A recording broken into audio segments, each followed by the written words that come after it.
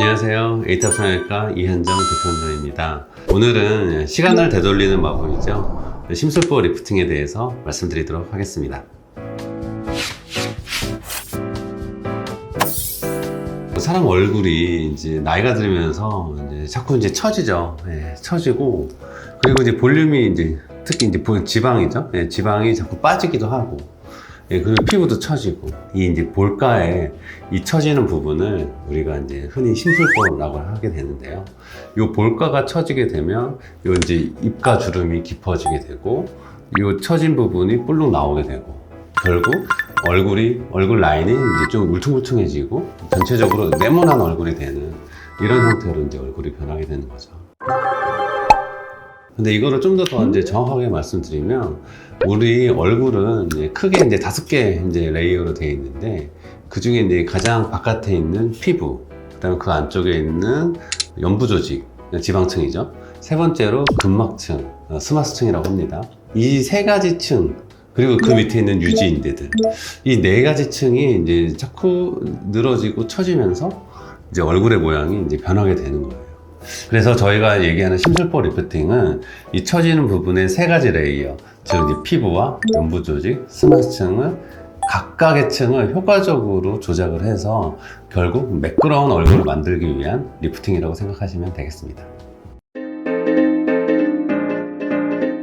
인모드, 서머지 FX, 울세라 같은 이런 장비들은 결국 피부 진피층이나 안쪽의 연부조직, 스마스층에 자극을 주기 때문에 이 자극에 의한 열변성이 일어나서 콜라겐이 생성되고 조직이 수축되는 그런 효과를 일으키기 때문에 분명히 효과는 있습니다.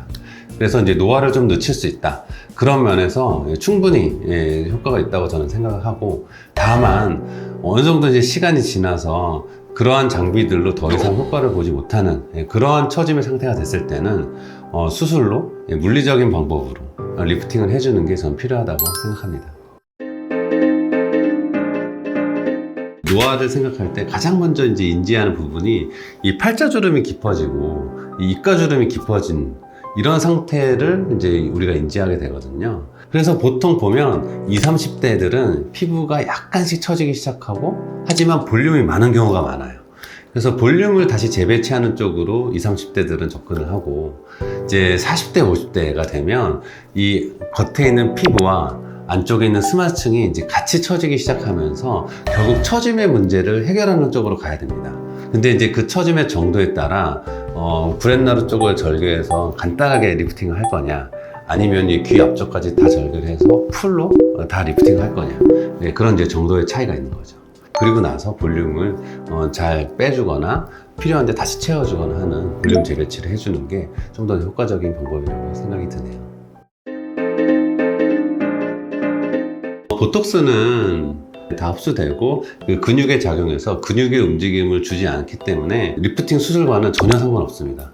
하지만 그 필러는, 이 필러가 오래되면 주변 조직을 유착시키고 섬유화시키기 때문에 수술할 때 좀 더 주의를 필요로 하게 돼 있습니다. 그래서 사전에 초음파나 CT를 통해서 필러가 들어가는 위치를 파악하고 그 부분에 필러를 잘 제거한 후에 리프팅 수술을 진행한다면 좀 더 안전하게 수술할 수 있을 거라 생각합니다.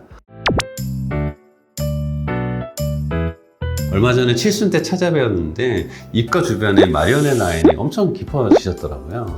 그래서 안 되겠다 싶어서 지금 어머니께, 제가 어머니 칠순 선물로 제가 올해는 수술을 해드리려고 합니다. 어떠시겠어요? 했더니 너무 좋아하시는 거예요.